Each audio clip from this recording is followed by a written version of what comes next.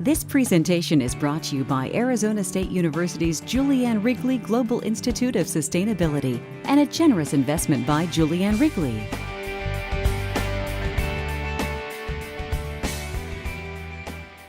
So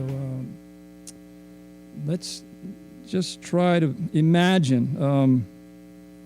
Imagine 2,000 years ago. Imagine there's these islands in the middle of the Pacific where I'm born from, the Hawaiian Islands. And imagine that it's like these miracle islands in the sea that are the most ecologically rich place. Imagine that in the building from the bottom of the seafloor through volcanism, extraordinary land masses that would, and imagine it would take 200,000 years on average to get one single species to transport across the largest ocean on the planet to the single most isolated, so-called isolated, if you say oceans are isolated, high island archipelago on the earth. And that this rich ecological place starts to flourish. So I imagine that 2,000 years ago, there would be the first human footprint that would come and you got to imagine, because there are no photographs, there are no written history. And there's been, and you need to imagine that we know that somebody came here, but we don't know the name of the canoe. We don't know the name of the captain. We don't know the name of the navigator. That's kind of like forgetting Apollo. And there's reasons for the forgetting, and that's the danger, forgetting. And so, but they would cross probably 2,400 miles of open ocean. They would be considered arguably the greatest feat of ocean exploration and navigation in its time.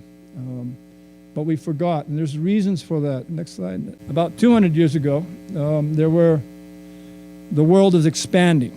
People are voyaging everywhere. That the European expansion came to Hawaii. That when Captain Cook came, he wrote in his journal, and his part of it was in that video, about a very healthy people, very productive people, very strong. The best resolution about how to protect what Hawaiians believed was the most important, most definition of wealth, and that was fresh water, protecting the water. And so you can imagine that these people that were here for 2,000 years knew the code to sustainability, because nothing was brought in. It's very different today, where 90% of what we eat comes from outside, and 95% of what we fuel, we buy it from outside, from people we don't know.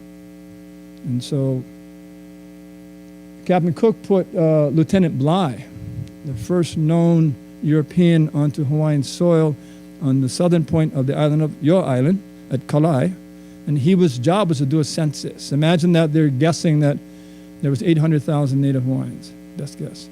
And then in 28 years, 75% of those native Hawaiians would die.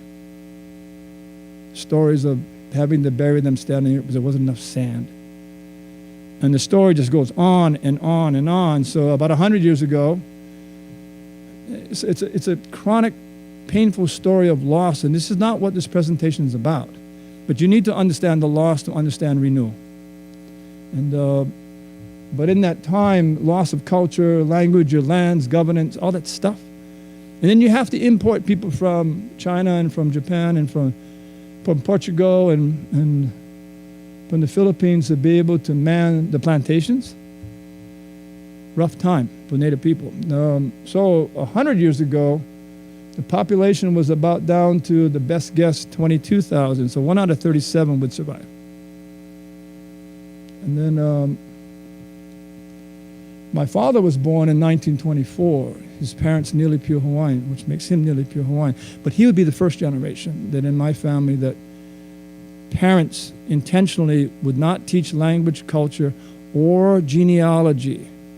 If you know where you come from, it's dangerous in that society. And then the school systems in 1926 would outlaw by policy Hawaiian culture, language, and my grandmother would sit me down and tell me stories about being beaten by her teachers with the authority to beat Hawaiian out of them.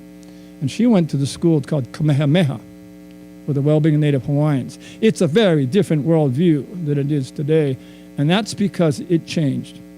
And so what I want to bring to you is those navigators and those change makers. It allows me to believe that we can solve the big issues if we do the right thing. This presentation is brought to you by Arizona State University's Julianne Wrigley Global Institute of Sustainability for educational and non-commercial use only.